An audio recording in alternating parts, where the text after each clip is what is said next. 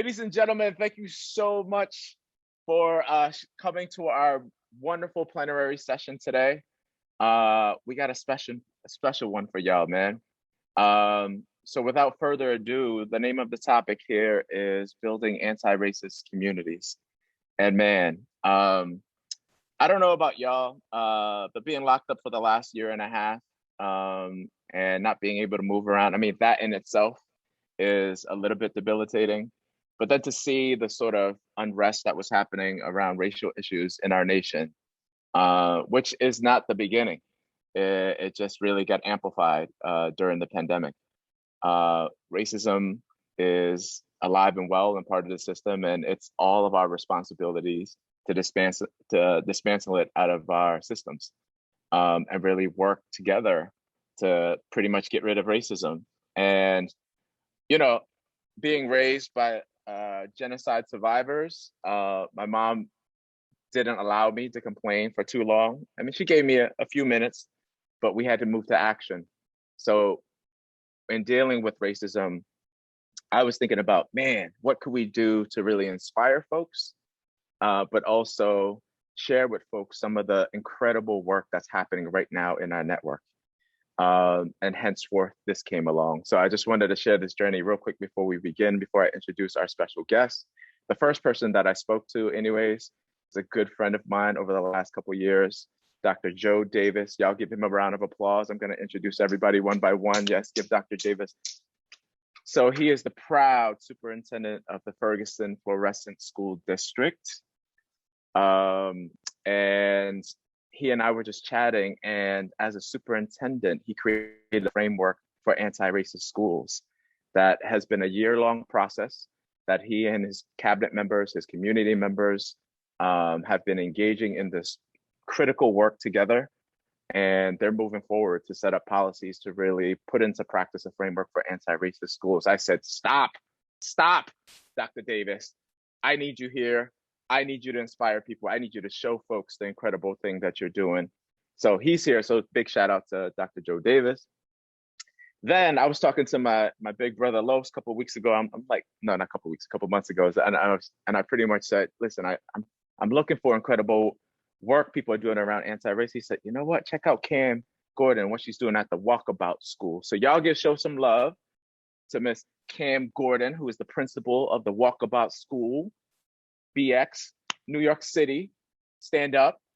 And she also has her incredible teacher, Risa Sterling, who's here as well, doing some incredible anti-racist work and curriculum with her young people this year. So, teaching and learning has, there were some challenges in general for like fundamental stuff, but add into the layer of dealing with racism. So she's been able to do some incredible work. I said, Cam, you got to help us out. Cam was just like, at first Cam was like, but they've got some dope stuff and she's here. I'm so happy she's here. So we've got the superintendent doing district level work. We got the Walkabout School on school level work. But then I was just like, wait, hold on. We're not big picture unless we have young people leading the way, right? My good sister, Beth White, who's on here as well. Shout out to Beth. She was just like, listen, I got some incredible young people literally leading anti-racist work in the state of Vermont. So y'all give a warm round of applause for Manel and Addie who are here right now. Give them some love, y'all. Yes, that's right. And they're doing specific anti-racist work through the lens of housing in Vermont. And they're gonna really give y'all some incredible work they're doing across their state that I hope that can inspire you, but they're gonna give you some concrete stuff to share. And last but not least, so we've got the students, we've got the school, we've got the superintendent. Then I was just like, wait a second. Big Picture's doing some really incredible stuff around anti-racist work. So I pulled my sister, my partner in justice. Y'all give it up for Eunice Mitchell. She's been part of our anti-racist committee as a nonprofit organization, just trying to continue to be lifelong learners and improve our practice as well. And this is an area that we take very seriously. So we did some work this year and brought Eunice on here to sort of give us some resources that we've been able to sort of cultivate and work together and eradicate this thing called racism. So you've got the nonprofit organization, you've got the young people leading the way, you've got school level work, you've got the superintendent doing district work. We're all here. And I felt like this is an important topic. We have to shed light on it. And there's some incredible, incredible leaders doing work on it. So big out to them. So this work is more important than ever. So here's the format, y'all. For sake of time, we're gonna have our panelists sort of go one at a time, and they're gonna be able to riff with each other for a little bit. Should you have questions, and I hope you do, or comments, please make sure you put them in the chat. We have a Q&A session at the end. We have 15 minutes for it. So please just make sure that you put it on the chat. We'll make sure to follow up. At the end, I'm gonna pull out certain questions that really stand out, but otherwise just enjoy the brilliance. And I just wanna share with you, a folder has been created with all these resources that they're about to talk about. They will be shared with you at the end of this session, okay? So you need not to worry. So inspiration, practical tools, and resources coming together right now. So much love, much love. All right, so first, without further ado, young people leading the way. As always, I wanna bring Addie and Manel to the forefront, and I'm gonna give them some space to share with you the anti-racist work that they're doing within their communities in Vermont. Addie, Manel, what's up? What you doing? Hey, thank you so much, son. We really appreciate that introduction. And yeah, we're doing a lot of work within schools and with anti-racism in Vermont, and we're really excited to share it with you. So we are going to just get going. Let me share my screen. Okay, so we're going to start with a little introduction of what it is Manel and I are actually doing. So I'm a rising senior at Arlington High School in Southern Vermont, and I'm also part of the Vermont Student Anti-Racism Network. And so we're a group of students from around Vermont that Manel's a part of too. And we're working on a lot of projects surrounding anti-racism in school, but our biggest focus is on curriculum. And so we've been doing a lot of things with elementary school curriculum and then also high school curriculum. And we were presenting our work at a conference, and Manel was also there. And that's where we met. And we started this project specifically for high schools on housing segregation and learning about that in schools, because that's something we don't really do right now. And if we want to change these systemic issues in society, we need to be learning about them when we're in school. So that's what Manel and I are doing. And I'll pass it to you, Manel, to do your little intro. Yeah, okay, so I'm Manel. I'm a rising freshman in early college. And pretty much exactly what Addie was saying, but just to extend a little bit, I was already doing projects on housing discrimination and ended up meeting Addie at the conference that was by Beth. And then we decided we should create some type of curriculum to teach students about housing discrimination, redlining, systematic inequality, and things like that. Also, before that, I was already just learning about that through big picture projects and through like service projects and things like that. So yeah, shout out to Beth for connecting us. And that's pretty much why we're here, because we just want to get our curriculum into all high schools and even create new curriculums and lesson plans for middle schools, elementary schools, and things like that. So that's why we're here. Yes, exactly. So that is our work, bringing this into more public schools around Vermont. And so one kind of driving force for us to do this work is this survey that we took through the Vermont Student Anti-Racism Network. So we asked students from around our state to fill out the survey, asking them if they think they got a substantial education on race and racism in their education experience. And we found out that less than 25% of Vermont youth said that they did. And so this is a really big issue in a society right now where we're facing police brutality and housing discrimination, wealth inequalities. There are so many different issues relating to race. And the fact that it's ignored throughout our school experience for the most part is really a big issue that leads to the fact that these issues aren't getting solved yet. And so as Sun was saying before, right now we're in a time of change, hopefully. And one really significant way to make sure this change is long lasting is to start with education. And so using these results, that's what Manal and I have been doing. And I also encourage you to kind of think about these results in the context of your own school and think of, if it might be similar if you were to poll your own students, if you're a teacher, or if you're a student, do you kind of fall in line with this? Just to kind of apply it to where you're all at. And then Manal, I'll pass it to you again. Okay, so this graph is of the median income by race in Vermont. So just look at the arrow. The second bar is the median amount that African Americans are making compared to white Americans, and that is $39,000 compared to $62,000. And this is reflected by homeownership. White people are making median income, are making a higher median income and also own the most homes. And this shows a severe wealth gap in Vermont, but students don't know this. What they would know is that there's not a lot of African Americans that live in their communities. So then the next slide, and go to the next slide. Okay, the blue indicates homeowner and the orange indicates renter. And this graph is of Sheridan County, which is a county in Vermont, and Vermont as a whole. It represents the homeownership gap, and it also reflects the wealth gap on the previous slide. And in homeownership, white people own the most homes and compared to Black people who are mostly renters, according to this graph, and also are making less income than white people. And next slide. And where did your data come from, Manal? I got this on,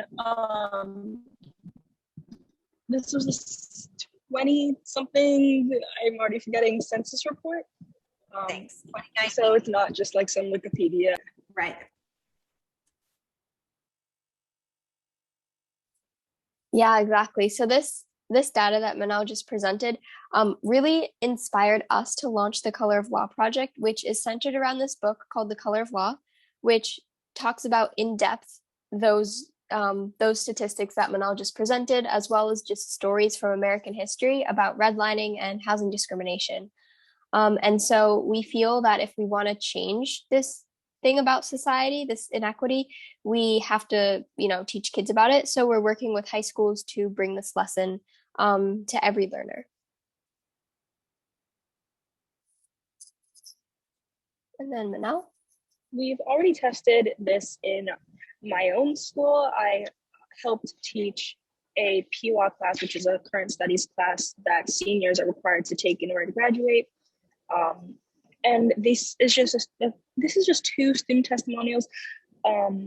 Pretty much just, we picked these ones out of the other ones. We just felt that these were just the most connecting, and it just shows that students actually do want to learn about this, and teachers still have not taught it until we came. And then there's a link to my VPR interview, which was on my original project. Next slide. Yeah, and then this is just, a little kind of description of why this is so important right now. And we kind of went over this before, and I think Sun mentioned this a little bit too at the beginning, but just like if we want to dismantle white supremacy and dismantle racism, we have to acknowledge that it exists, and we have to acknowledge the history of it. And if we want to really, truly change society, we need to start with learning about these deep-rooted issues.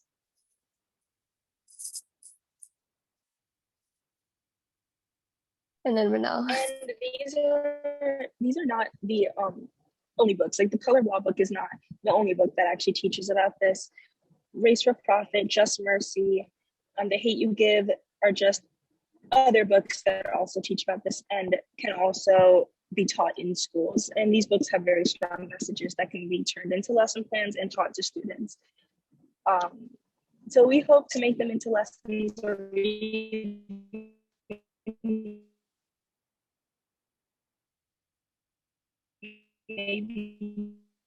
Addie, you might have to jump in if Manal's bandwidth is bad. Next slide. Next slide. Okay. Yeah, so basically, that is our presentation. And so we are focused on the color of law right now, but as Manel said, we are hoping to expand to other books and other topics.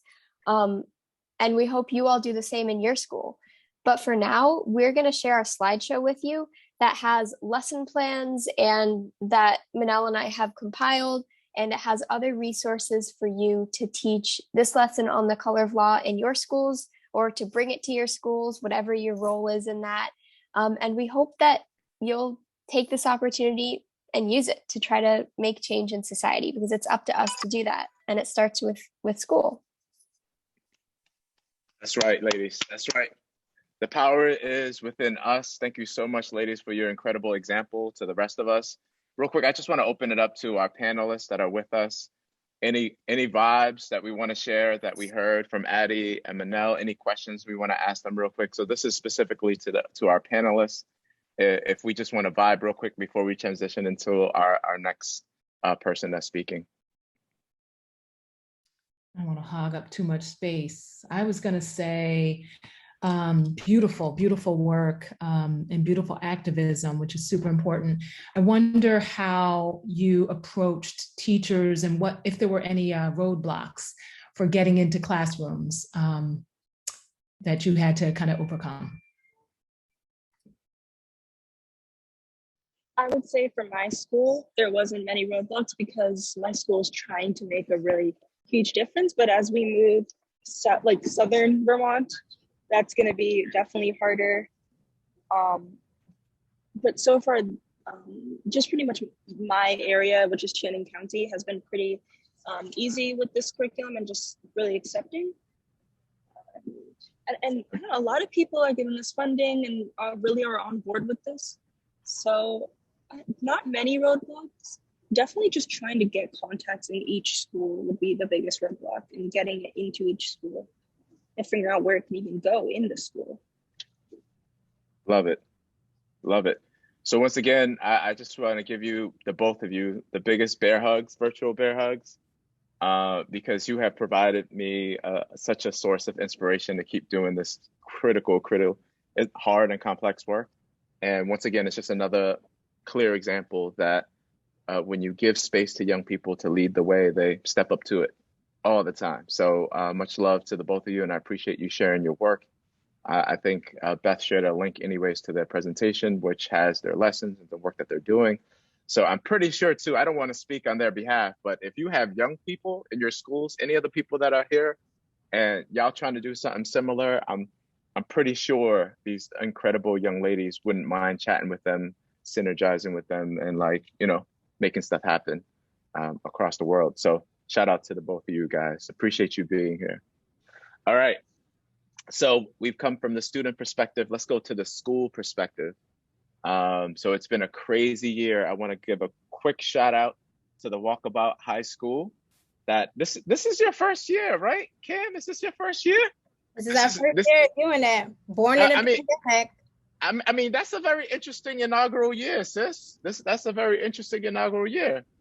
Fact. We did it. We did it. You did it. And now we're going to reflect a little bit and lift up some of the incredible anti-racist work that you and Raisa were able to do. So without further ado, I'm going to give you guys the floor to talk about the incredible work that you're doing in the Walkabout High School. Thank you. So first and foremost, good afternoon, everyone. Thank you so much for having me. I am just so happy and humbled to be here with the Big Picture family and to be repping for the Bronx like I always do. So this is the X. I'm also really happy to be joined by my dear colleague, Riza Sterling. I'll let her introduce herself, but one of our founding team members at Walkabout Bronx High School. Hello, everyone. I'm so glad to be here. A little nervous, but excited. And I'm accompanied by Cam, so I'm good. I'm in good hands right now. We got this. We got this. So yes, it has been a crazy year, and we definitely, have made a name for ourselves giving birth to a school in a pandemic. And so with that, I'll say we are still learning. We don't have all of the answers. And I want to put that front and center. At WBHS, we aspire to be anti-racist educators. We're constantly in a state of learning. We're constantly iterating. We're constantly adjusting.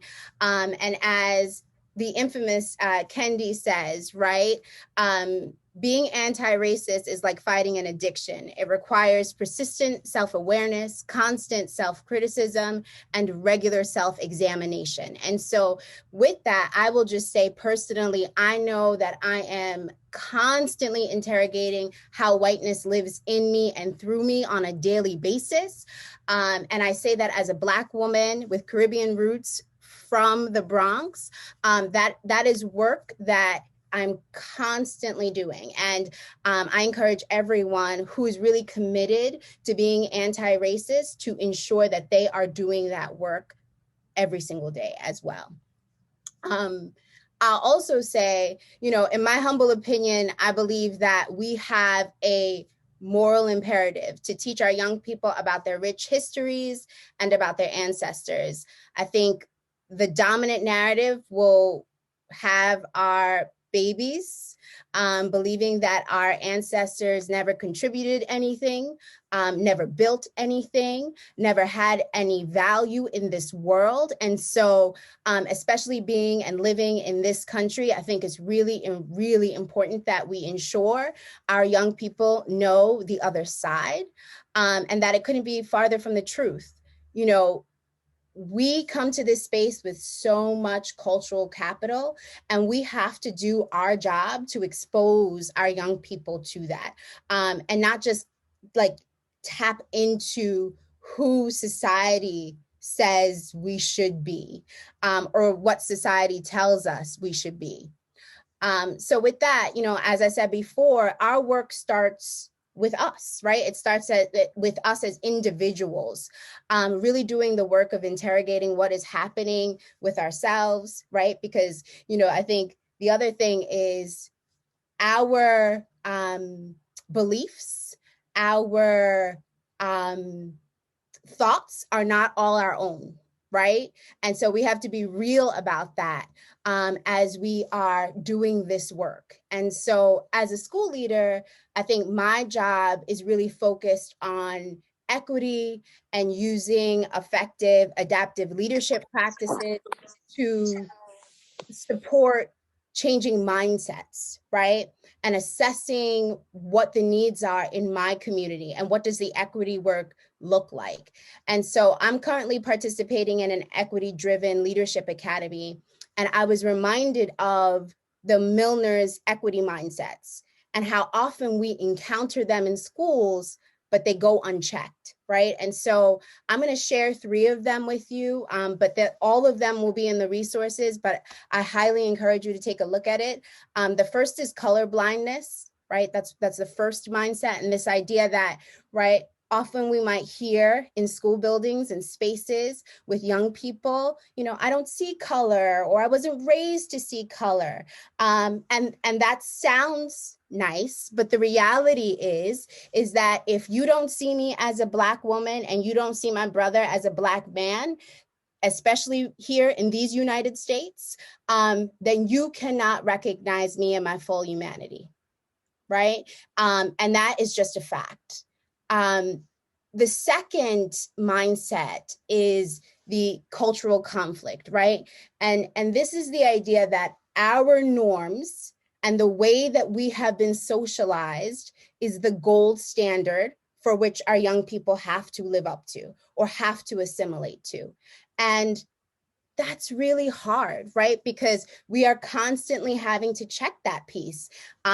This is how I went when I was young, or this is how it was in my classroom, or this is whatever the case may be. And so being open to looking at that, thinking through what that young person may be coming from, what they may be bringing with them is so important, and not setting anything as the standard, right, for which young people have to assimilate to. The final one that I wanted to share, the final mindset from Milner, is this idea of a context neutral mindset. And that the lens for that is teaching outside of a social political context, right? Teaching without a context, right? And so the idea that when we teach in classrooms, everything we put in front of our young people has some social, political, economic context. And oftentimes there are multiple perspectives around that context. And so how do we help our young people to discover that and understand it? Because at the end of the day, if we aspire, right? And I think we do. This is a perfect example from our previous speakers, right? On our previous panelists, right? That we do want to change America. We do want to change the United States, and our only way forward is through our young people. Then we have to ensure there's some level of supporting them and getting them to engage, right? And to support them in being civically engaged in our communities, right? And so that's not from me, y'all. That's from Stacey Abrams. If you don't know who she is, go look her up. Okay, look her up, know her story. Yes. So I definitely encourage you to definitely do the work. Check out Milner's Mindsets. Check out his book. Start where you are, but don't stay there. I'm going to kick it to Riza. I'm sorry, I talked for too long. I'm going to kick it to Riza so that she can share a little bit about what this looks like in the classroom and how it translates. Yes, thank you. And no, that was great. You can talk all you want, Cam. So I think it's really important for me to start off with a little bit of my story and then go into the anti-racist work I've been doing, because I think it's all relevant and connected. So as a product of the New York City public school system, specifically the Bronx school system, I've never really felt connected to the world of education. So not only did I not see myself in the curriculum, I also didn't find the use for what my teachers were teaching me outside of going to college and getting a good job and making money. Like that was just the trajectory that, you know, people kept telling me, this is what you need school for. So when I finally began seeing the power of education as a means of self-realization and growth, I had already felt consumed with heavy imposter syndrome. Like I didn't feel like that was a place for me. I didn't feel I was smart enough or good enough. And that's why it became my mission to become a teacher, go back to the South Bronx and empower students just like me to feel knowledgeable and feel capable of bringing about change. So I focused on creating a space in my classroom where students don't feel othered or intimidated, to the point where they're consumed by insecurities and doubt. So my goal is to provide students with as many opportunities to continue building their self-efficacy by tapping into their genius and empowering them to continue growing and being unapologetically themselves wherever they show up. So, which is something I'm still continuing to work on myself. So hence the nervousness of this talk. So in beginning, so I'm gonna jump into the evolution of my career so that I can go into the assessments I'm sharing with you all today. So in the beginning, I was focused heavily on relating my content to students. Like I was like, oh, you know, I relate to them. So in my content, I have to make sure I'm tapping into like what they're interested in and bringing that to the table. And then also centering them in the books we read and the text we read.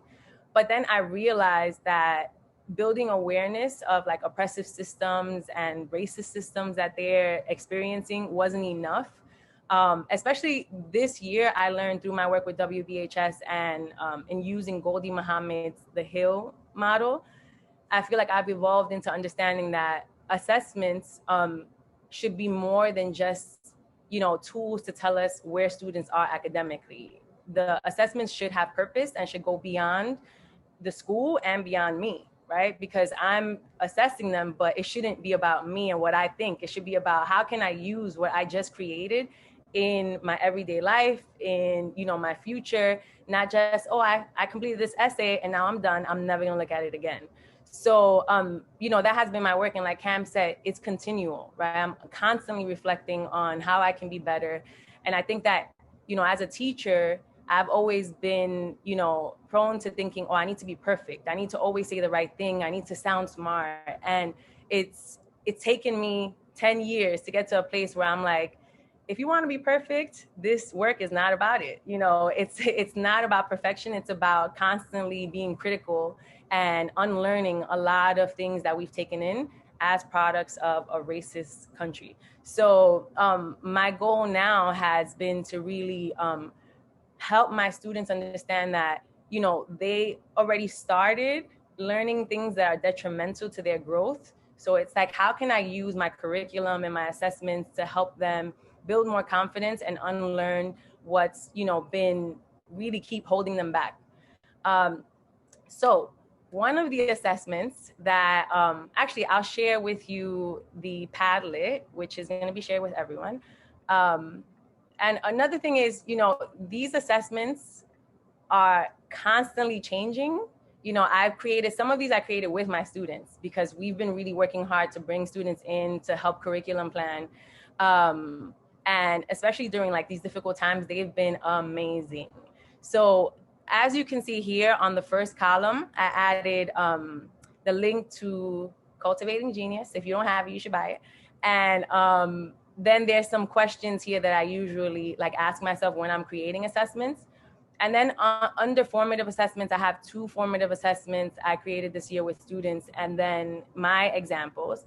One other piece of advice for educators: when you create an assessment, complete the assessment too. You know, it is so powerful to do the work with students, alongside students, because you start learning things, you make your assessments better, and then you learn things about yourself. So it was just a really powerful experience to be able to do it alongside my students. So you have my examples and all the assessments. I also have some summative assessments here. And then at the end, I have a rubric I created, which I wrote at the bottom here, I'm constantly changing and revising to be more equitable. So if anyone has any feedback, if anyone wants to collaborate, my information is there. Don't hesitate to reach out via email or whatever. And then just to highlight one of the assessments from this year.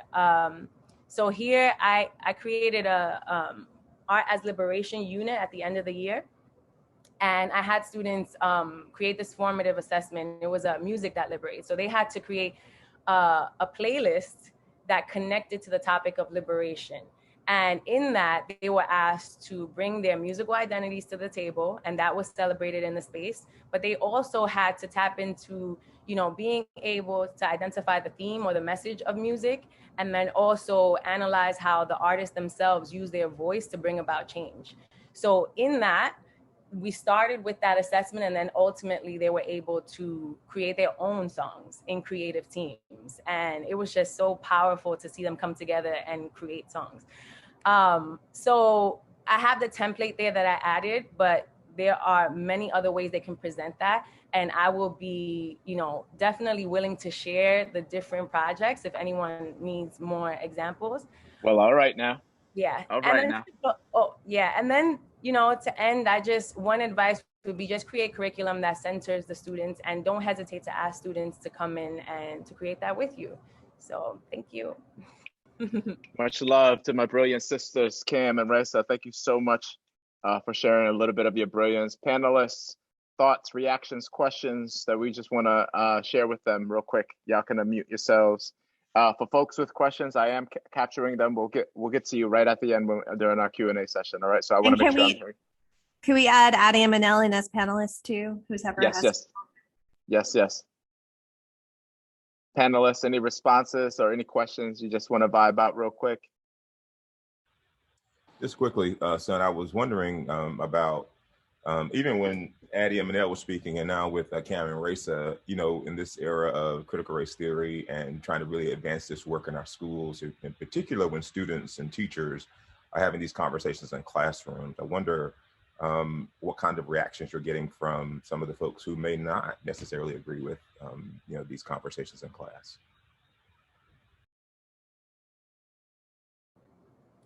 Well, I can jump in there too. I think that I was definitely afraid of even going. I speak to Cam about this all the time, going into administration, because in the beginning I was very frustrated with educators that I encountered that were just like, oh no, it's 2 o'clock, I'm leaving. I'm not really about this work. And I think that that's why it's important for teachers to also be doing the work at the same time, and for administrators to create a space where teachers are consistently working and reflecting and being critical about their practice, because it's essential for you to get in front of students and be, you know, authentic and do the work that needs to be done. And if you're not about it, then I don't know what you're doing in that space. Right. All right. Hold that bar high, Raisa. Yes, go ahead. Go ahead, add, I think, you know, we're in a space where I think critical race theory is under attack. And I think that one of the things that's really important, I think, just in general, and to be in this space and to be trying to work towards an anti-racist community is just that commitment to self-reflection and to wanting to put our young people at the center. Because I think that if you have that commitment towards young people, you cannot look at the faces of Black and Brown young people in our communities and not want to teach them about their history and oppressive systems. Thank you. Powerful, y'all. All right, we're gonna transition. Real quick again. I think Addie was just going to say one thing. Okay, go ahead, Addie. Oh no, I was like, it'll take 1 second. I was just thinking, with Cam and Raisa, what you were saying, and with the kind of arguments about critical race theory, a lot of people just aren't willing to do that self-reflection and just aren't willing to do that anti-racist work. So what can we do? I know we don't have much time, so in a nutshell, what can we do to try to bring those people into the work so we can really make this more widespread?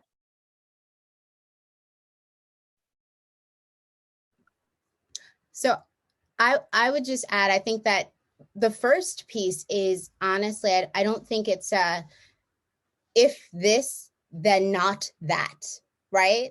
I think that oftentimes that's what we're dealing with, is this kind of concept that if we are teaching our young people and about themselves, about their histories, about their communities, if we are teaching the truth of these here United States of Americas, that we cannot do anything other than that. And I think that that's part of what I was saying before around this kind of like social, political, economic context, that everything we teach has that context. And it's really important for us to be able to show our young people all of the perspectives and not just one. And I think the more that we push towards that, the better that we will all be in all of our communities. I just want to add real quickly, all of you made some really great points. And I think the piece around sort of your own personal journey is really important. I think the other part too is that it's, you know, we can create a win-win.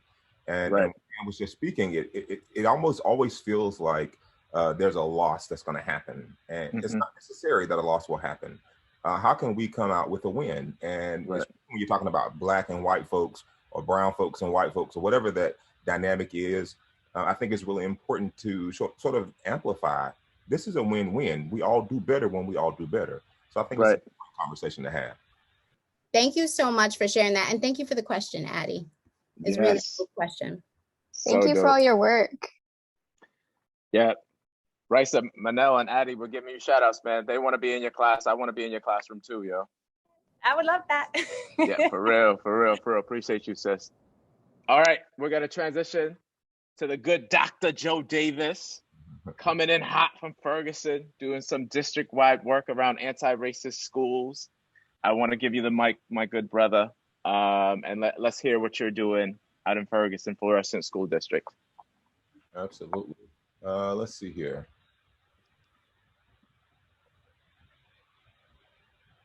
Well, maybe I'm not. There you go. There you go. Awesome. There you go. Yep. So everyone can hear me, correct? Yes, sir. Loud and clear. Awesome. So, you know, let's go back to August 9th, 2014. That was the day that we focused on Ferguson. The death of Michael Brown, an unarmed Black man at the hands of a white police officer. It wasn't unique, and we all know that. and it wasn't the first, nor was it the last. But there was something different, and the world watched this unfold in Ferguson. I watched from home in North Carolina, and I was moved, literally and figuratively. I was moved in my very soul to make a difference. And I literally moved my family to Ferguson. As events unfolded in Ferguson, I realized there was an opening and that the district was looking for a new superintendent. I applied and was offered the position and moved to Ferguson in the summer of 2015. We bought a house, my wife and I, in Ferguson, and we're fully invested in the community. Change is very hard, we all know that. And progress only happens at the speed of humans. But our board supported the work.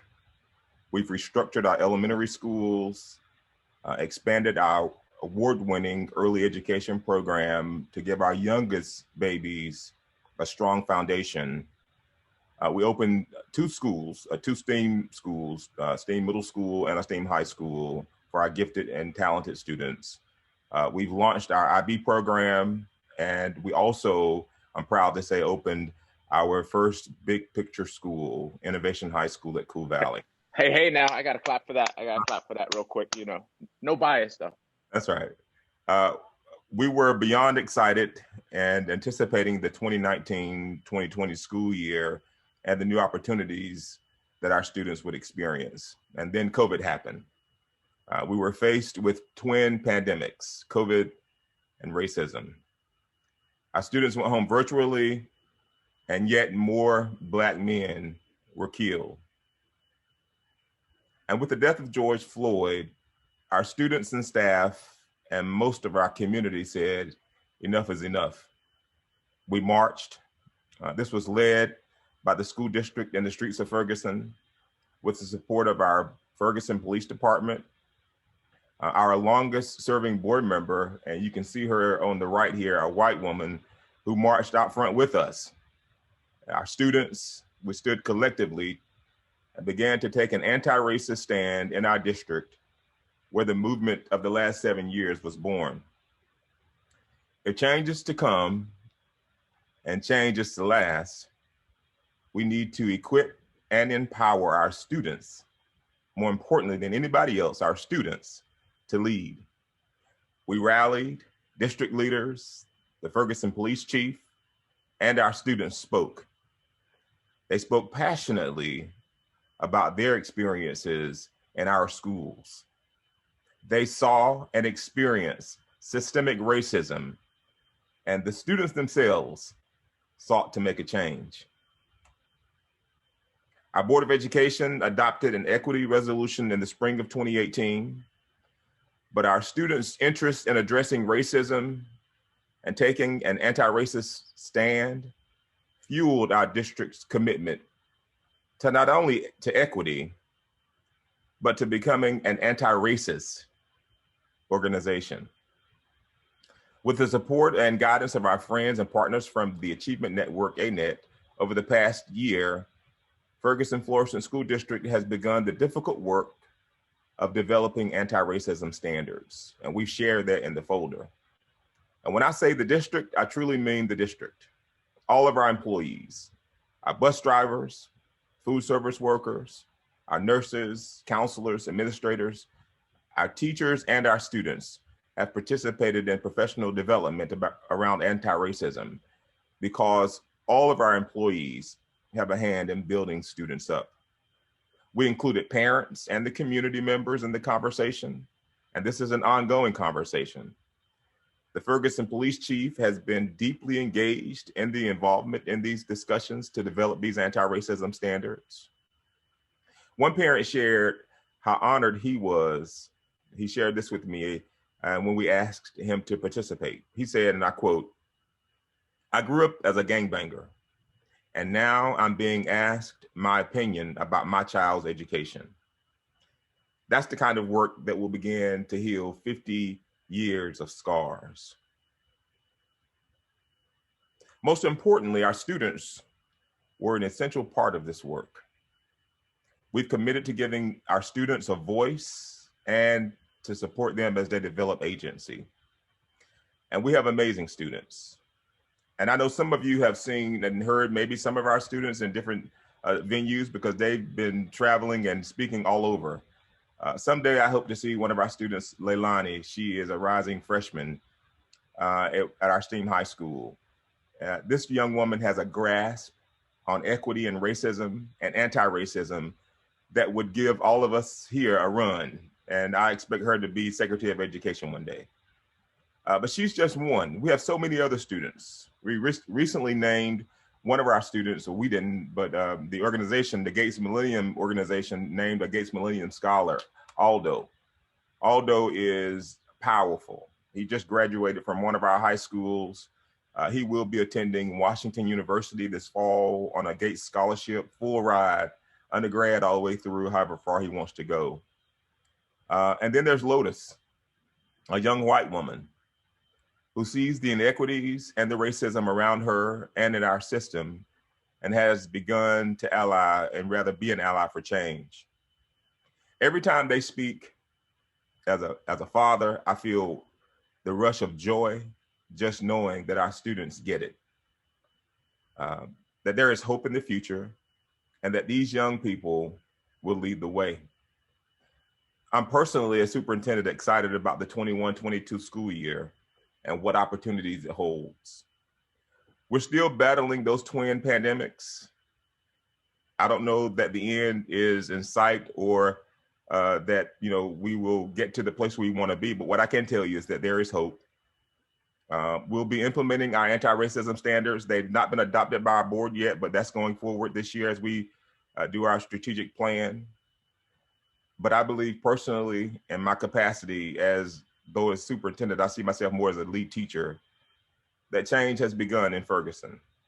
It's taking us 6 years to get to this place, but I believe we are on the road to success for our students and our community. And if change can happen in Ferguson, change can happen anywhere. Thank you.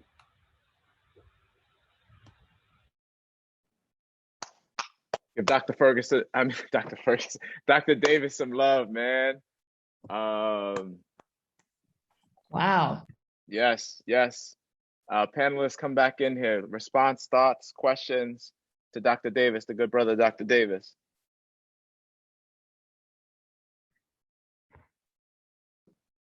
I mean, just super, super powerful. I feel like a broken record, keep saying super, super powerful. To see this happening at a district level. And, I was really compelled by the all-in piece that every single person needs to be doing this work. And so how do we include every single person? I just felt, oof, kudos to you, Dr. Davis and the team. Nice. Dr. Davis, I'm going to share with folks the samples of your anti-racist standards here that your team. Oh, I'm sorry. I'm losing it. I'm so Dr. Joe Davis. Sorry. Oh, we lost him? Oh, no. Okay. Fair enough. But I just dropped in the chat anyways, just a small thing. You'll get a rough draft of the entire framework that we would like to share with you guys. That's been in iteration and in the works for a year. I've read it personally through, and it is absolutely incredible. So if your district, your school, your class really wants to measure up into some clear actions as far as becoming anti-racist schools and communities and environments, it's just super, super informative, something that you can really have a great discussion in with your community members and really start the good work. So it's very concrete way. So I just wanted to share with you guys. Again, folders will be shared shortly. So appreciate that. Any other comments before Dr. Davis? Hopefully he'll come back soon from the panelists. So just real quick, I just want to bring in my sister, Eunice, just to share a little bit about. had a comment, son. Oh, okay. I'm sorry. You have to, yeah. I was gonna echo what Eunice was saying about it being really powerful. Oftentimes when you go up the ladder, there's always something stopping you from doing the work. So the fact that he's doing it at the district level, I think that's just where we have to take the entire United States. Like we need to try to have that everywhere. For sure. For sure. Yeah, I said to Addie and Manel, can you imagine having Dr. Davis as your superintendent? I mean, how cool would that be? Right? That's right. Dr. Davis, I know you jumped off a little bit, but Eunice said, I mean, we're all just in awe of how, when you say you guys are all in, like you are all in. And we're just in awe with that process and that involvement of the entire community to sort of develop the frameworks. I also dropped in the chat the briefing, this 1-page PDF. But I know we'll share with folks the frameworks as they are iterating, if that's okay with you, so folks can see what the framework looks like.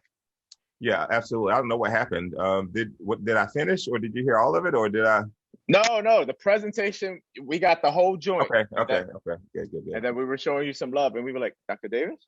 I don't know what happened. I guess it's just Wi-Fi in the hotel, but I just really appreciate being among all of you, because quite frankly, in my role, sometimes it gets, sort of concentrated with all the stuff that goes on and all the noise.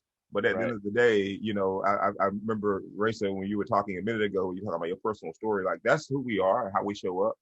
And my personal story as a young Black man growing up to a mom who was 17 when she had me, and grandparents and grandmom in particular who were there, you don't separate who you are from what you do, right? And quite frankly, as a Black man in America, it's hard enough being a Black man in America, period.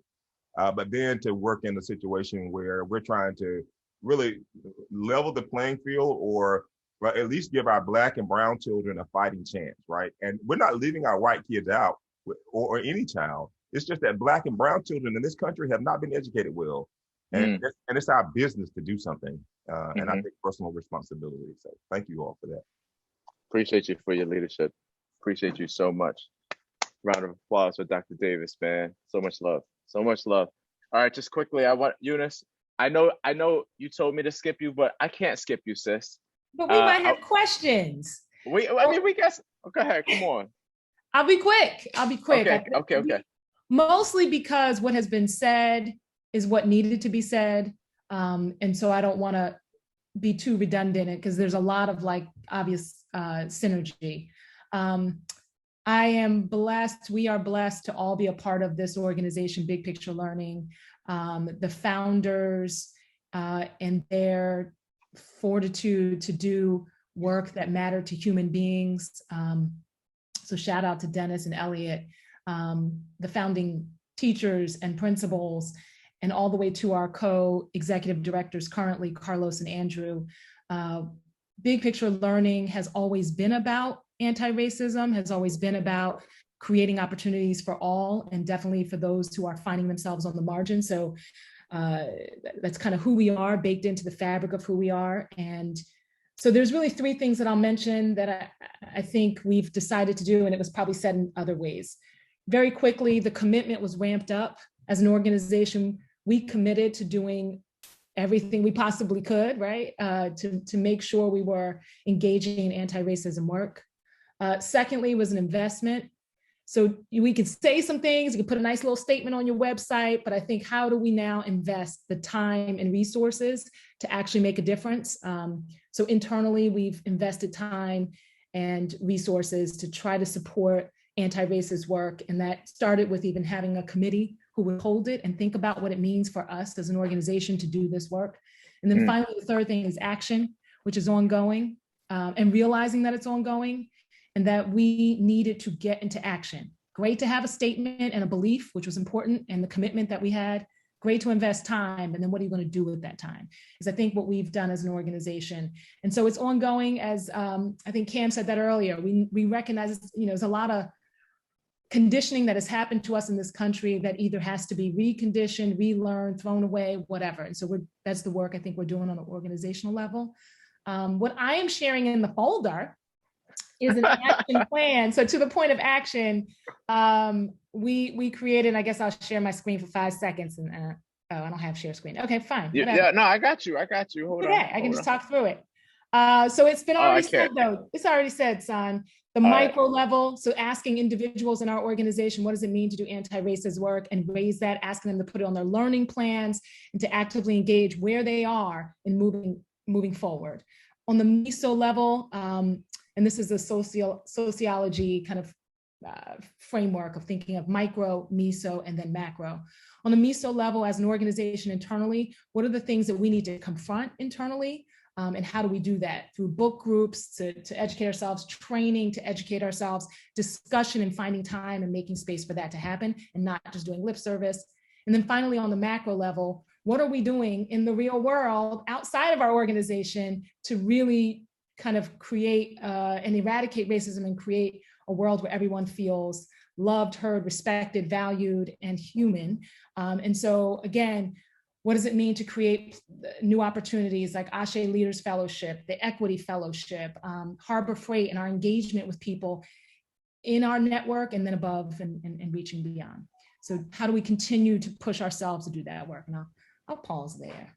Yeah, appreciate you, Eunice. Thank you so much. All right, we're coming near the end, and there was 2 questions that I caught on the chat that I'm just gonna ask real quick. So Manel, you're the first one. As I understand it, Manel looked at this as part of her internship at a real estate company. I wonder how realtors and property managers are to these realities. So Manel or Addie? Can you repeat the question again, son? Yep, got you.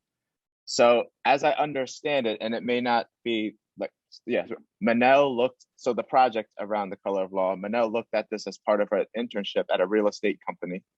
I wonder how realtors and property managers are to these realities. Okay, I can answer that since I have a lot of connections in real estate. I know that the way that investors, I'm not even going to say all investors, but some investors that I already know, I know that the way that they see this is that this is still a serious issue, not having discrimination and things like this. It's a serious issue. And they also know that there's a lot of training that they still need. But then, of course, there's the people who don't care for all this, and don't care for Section 8 vouchers, and don't care for renting out to disabled people, or I don't know, just things like that. I do know there's a lot of people that really just don't care for those issues and don't really want to go in depth with them or even learn about them, and just want it. So there's 2 sides of the spectrum. Got it. But for Vermont, there's a lot of investors and realtors and things like that that want to make a difference, and they even joined when I presented during Fair Housing Month through this organization that I'm now working for. And there were so many investors and real estate agents and so many people that just wanted to learn more about housing discrimination and fair housing and things like that. So there's definitely people that want to make change and just learn more. And they were all adults. So it shows that adults can also learn and unlearn and relearn and things like that. And it's not just students that need to learn. So if that answered it. No, spot on. Well done, Manel. I got one more question before I open it up to folks can if there's any last questions. But Raisa, this is for you. How do you impact inform students' interest projects in your social studies class? So this year we actually were doing humanities, and if I'm answering this wrong, then just stop me. You good? You good? Yeah, so I'm an ELA teacher, but I incorporate history. I feel like they're intertwined. So if we're learning about ourselves, that has to do with history. So I try to really center the students in the sense that instead of learning about history from like how we typically learn it, from the white perspective, we learn about the untold histories. So some of the assessments I added in there, we had students investigate, interview people in their families, do research on indigenous groups from their homeland, to learn more about that, and then use the literary techniques and devices from ELA to like bring that work to life whenever they present. I'm trying to step away from just having like a one size fits all type of approach to assessment, and having it more have students bring what they enjoy and what they feel that they're good at to the table. As long as they're getting their message across, I think that that's what's the most important thing. I hope I answered it. Yeah, 100%. That was clear to me. I want to open the floor up. If you didn't get a chance to, I think we have time for maybe one more question, and then we have to get ready for, this is our break anyways, before I thank. But any other questions that folks may want to ask anyone in our panelists? I just want to open that space. You could type it in the chat or you can unmute yourselves. This is that teacher wait time right now. This is that teacher I'm just wait gonna time. unmute and be obnoxious and say, I love Walkabout Bronx. I don't know how I missed the whole thing, but I'm gonna see the recording, but I bet y'all was dope. Go. Wait, who's this? Who's this? Who's this spirit? The worst. How did I get pulled in the meeting right at 1 o'clock? The universe hates me, but I'm gonna watch the recording and cheer y'all on. Yeah. We still love you. Is that Tanisha? Is that you? It is me. Okay. I bet this was so dope. And I am sure that everyone else on the panel is dope as well. No shade. All the dopeness exudes through the panel. Go. Man, I'm loving this. I'm loving this so much, man. Any other questions? Folks want to drop it in the chat or just unmute yourselves? This is just a precursor. I just want to share with folks, if you want to drop, like, each of our panelists right now could do a series pretty much on the work that they're doing. So please stay tuned. Some things are brewing, maybe a fall series around building anti-racist communities, and from our practitioners to yours. So folks that are doing the incredible work, I think that would be really cool. Just some more time to dive even deeper into this such important work. So y'all, I just want to personally thank every single one of you that are on this panelist. We have been planning this for a little while now. Really, I mean, the whole purpose of this is to do two things, right? In the situation of race and racism in our country right now, it's an easy space to be in a place of despair. And I was there last year, and it's a constant battle of fighting despair. But like I told you, like connecting with folks like Cam, like Raisa, like Dr. Davis, Eunice, Manel, like they are inspirations, but beyond inspirations, they're doing it, man. Like they're doing it. So if you are in this space of despair, if you are down, if you are upset and you want to get up and you want to do something, there are folks right now in our network that are doing it, man. So I wanted to give them this platform to really just share their brilliance, but inspire you. But also, here we go in the chat. This is the folder right now of all the resources that they have shared with us. So that's yours. And before I go, we're an organization, we're a learning organization. I want to learn as a facilitator as well. So we'd love some feedback. Dave, Anna, if you could drop the link to give us some feedback on this session, greatly appreciate it. Thank you, Dave. And other than that, I'm just super grateful for the almost 180 folks that stayed this entire time to really talk about a topic that needs to be talked about. So appreciation to our participants as well, and encouraging you to continue to have this dialogue, y'all. Thank you so much, everyone. Have a wonderful day. And we got breakthrough sessions coming up next in less than, my God, 10 minutes. So get in where you fit in, y'all. Whatever makes the most sense for you. We got a whole bunch of dope stuff on the agenda. So check us out and continue to learn, thrive, grow. Appreciate you guys. Thank you so much, panelists. And thank you everyone for being here. Thanks, everybody. Oh, I appreciate the music. Who is that? Is that